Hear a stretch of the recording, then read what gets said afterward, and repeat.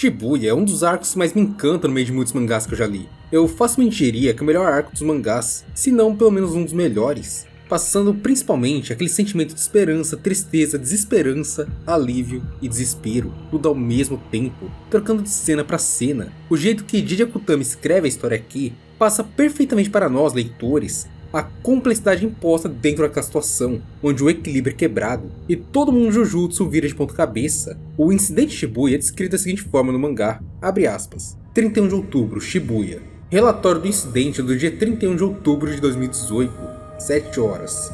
Uma tela com alcance de 400 metros foi lançada no centro da loja de departamento Tóquio, uma filial de Toyoko, fecha aspas. Aqui temos as primeiras coisas interessantes do arco. A primeira é que as maldições criaram essa barreira e deixaram os xamãs se moverem livremente, podendo sair e entrar dela, porém mantendo os civis presos sem opção de saída, ao mesmo tempo que cortam a comunicação. Um tipo de missão que, pelo nível de complexidade, era óbvia que seria executada pelo mais forte feiticeiro, no caso Satoru Gojo. Então temos todo esse desenrolar de estratégias, mostrando as divisões em equipes por parte dos xamãs. Então temos aí vários times. Primeiro o time Nanami, liderado pelo xamã de primeira classe Nanami Kento, e composto por xamãs de segunda classe, no caso Fushiguro Megumi e Ino Takuma. O time Zenin era liderado por Naobito Zenin, xamã especial de primeira classe. Lembrando que a classe especial de primeira classe era dada somente e especialmente para membros do clã Zenin. Ele estava acompanhado de Maki Zenin, xamã de quarta classe, e Nobara Kujizaki, xamã de terceira classe, ambas em avaliação para promoção. O time Kusakabe era composto por Kusakabe e Atsuya, xamã de primeira classe, e também o Panda, que estava em avaliação para promoção. Depois deles temos o time Meimei, composto por Meimei, xamã de primeira classe, e seu irmão mais novo, o Yui, junto a Yuji Tadori, xamã de primeira classe em avaliação para promoção. O objetivo de todos esses times era basicamente minimizar os danos e evitar a fuga de xamãs inimigos e outras maldições, já que a ideia era Satoru Gojo fazer uma baita bagunça lá dentro.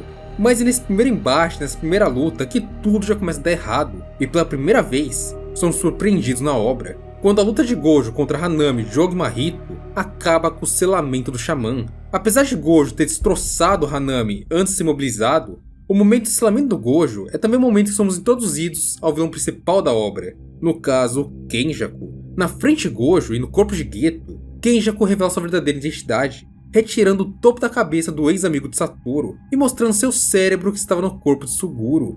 Ainda nesse arco, Chozo também acaba reconhecendo Kenjaku como seu progenitor, mas se lembrando na verdade de uma figura histórica do mundo Jujutsu, que não era necessariamente o Suguru Geto que está ali na frente dele, mas sim outro que Kenjaku assumiu a personalidade. No caso, essa figura seria Noritoshi Kamo.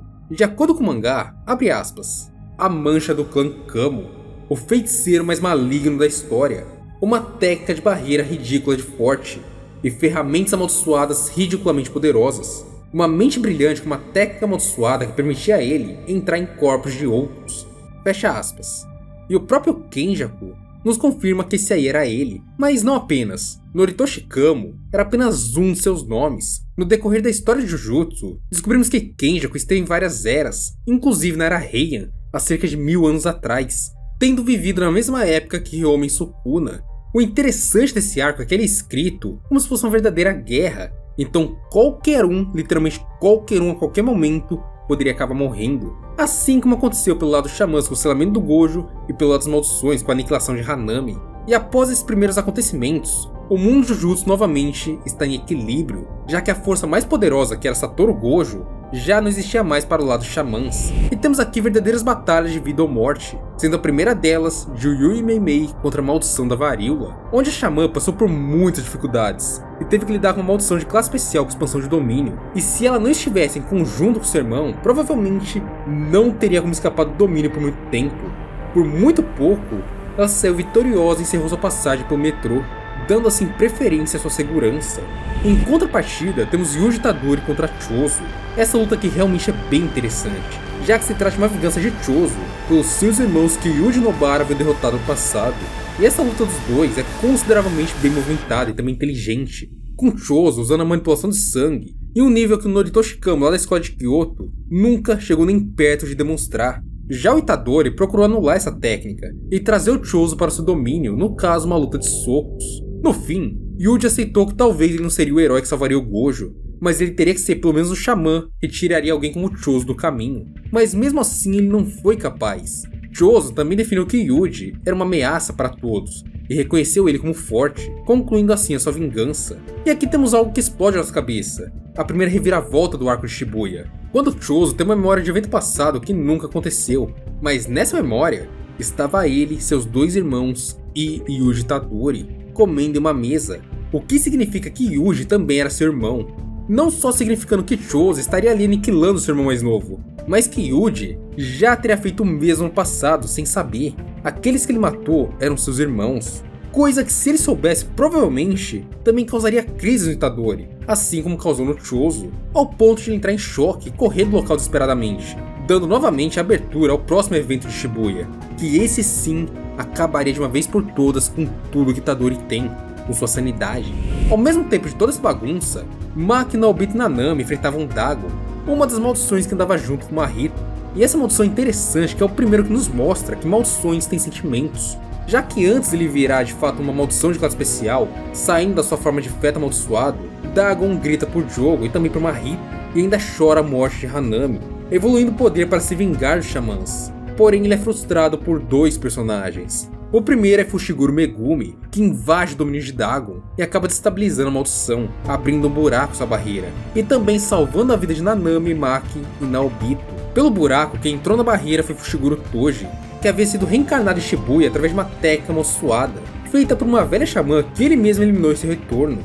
Toji estava por Shibuya caçando os mais fortes, o que no local era Dagon. Depois de atacar a maldição e eliminá-la, seu alvo se alterou para Megumi, sendo ele o mais forte de todos ali no local, levando isso a um confronto entre pai e filho. Mas antes de irmos para essa reflexão, vamos falar um pouquinho mais de Jogo. Após a morte de Dagon, ele chega ao local, e claramente percebemos a tristeza de Jogo, um certo sofrimento pela perda de seu amigo. E novamente temos aquela sensação que, apesar de serem maldições, eles ainda são como humanos. Afinal, foram criados a partir dos humanos, a partir da energia amaldiçoada deles. O grupo de Mahito no fundo era muito unido e também muito único. Jogo decidiu vingar Dagon. Em segundos, ele ataca Nanami, Maki e Naobito, destruindo os dois primeiros em um único golpe para cada, e posteriormente destruindo Naobito com um golpe cruzado com seus vulcões, mostrando assim que ele, Jogo, estava em um outro nível se comparado com o Xamã de primeiro grau. E é assim que vamos lá para a verdadeira destruição de Itadori, quando Sukuna desperta em seu corpo.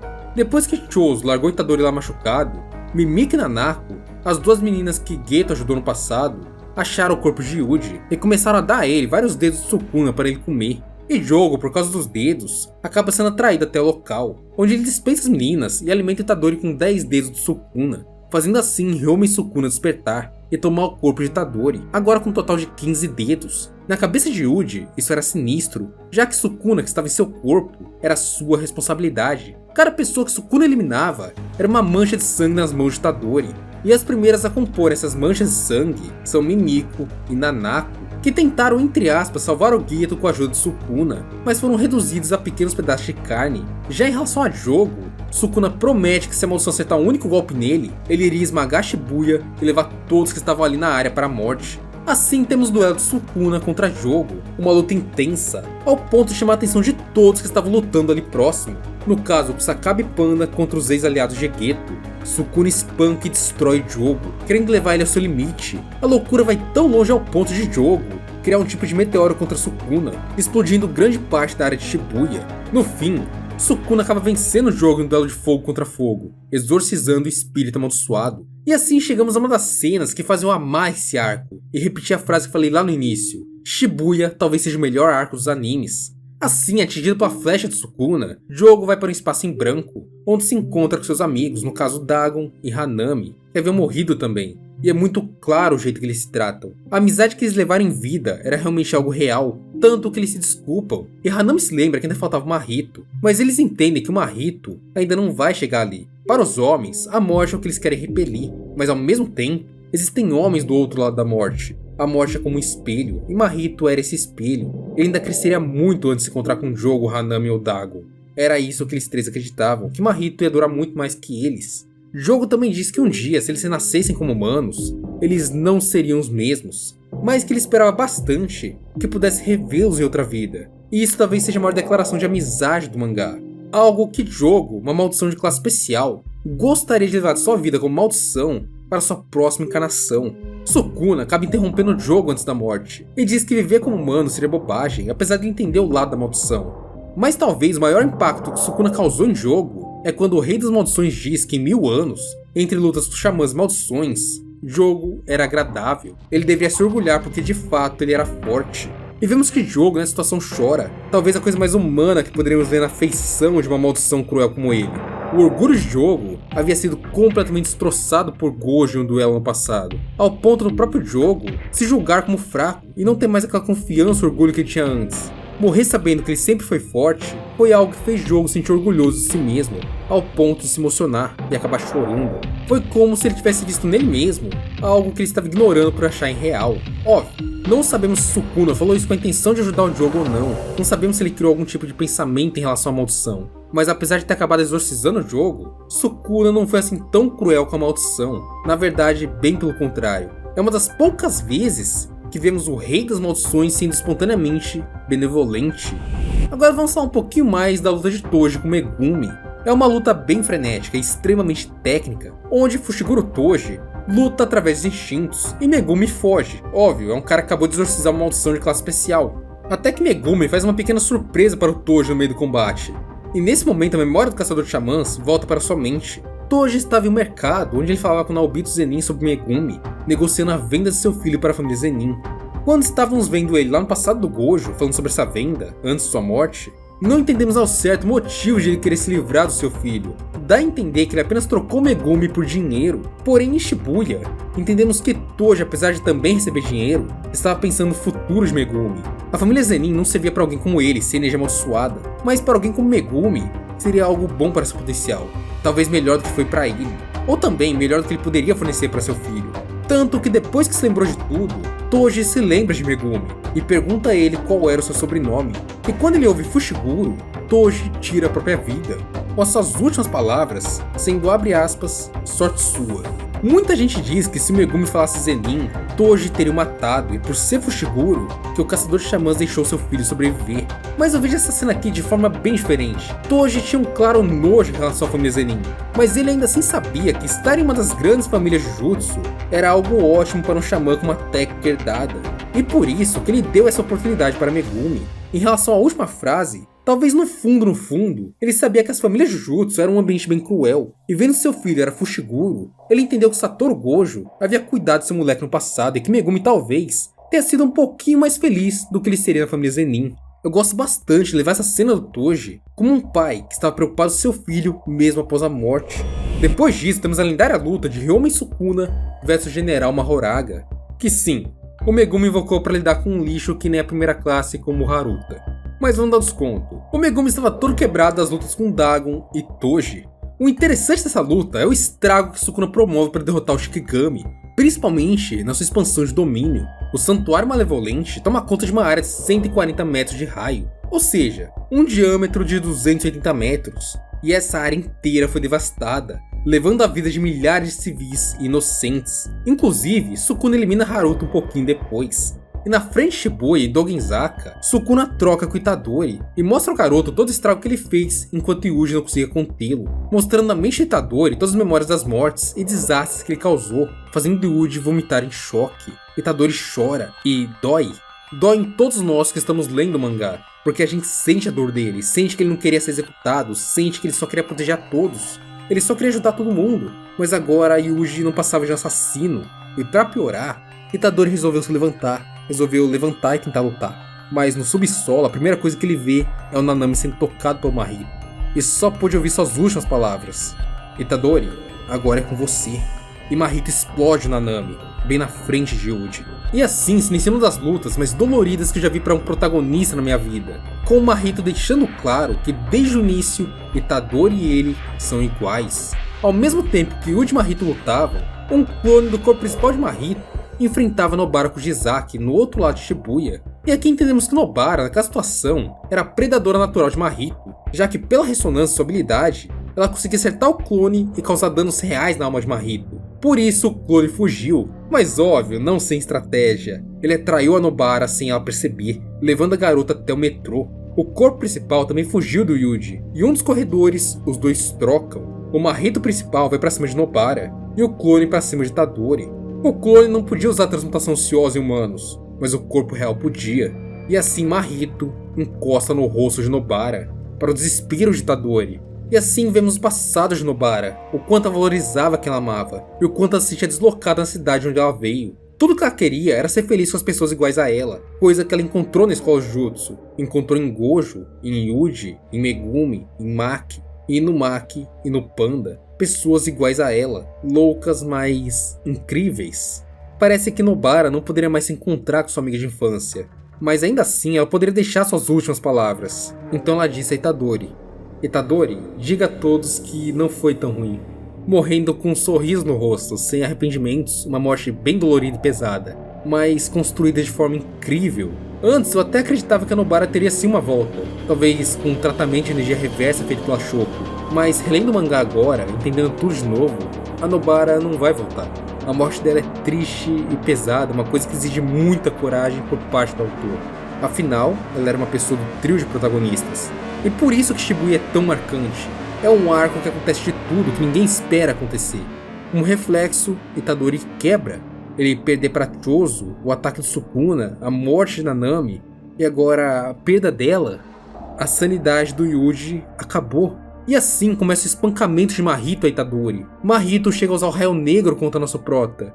E ele grita que Yuji é ele. Mahito é o reflexo de Itadori. Isso significa que enquanto Itadori não pensa duas vezes para salvar as pessoas, Mahito não pensa duas vezes em matar elas. Até que chegamos ao ponto de Mahito pergunta a Yuji se ele se importava com as maldições que ele matou, afirmando que ele mesmo não se importava com as pessoas que ele havia matado. E esse era o reflexo de um para o outro. Quando todos chegam com Arata, o Xamã assume o lugar de Itadori para enfrentar Mahito. Mas antes disso, ele afirma que Yuji deveria entender a situação e honrar o sacrifício de seus amigos, pedindo que ele parasse e pensasse um pouquinho mais sobre o que aqueles que morreram deixaram para ele. Arata destratou Nobara e usou sua técnica nela, evitando mais danos posteriores. Então a chance dela realmente morrer não era 100%.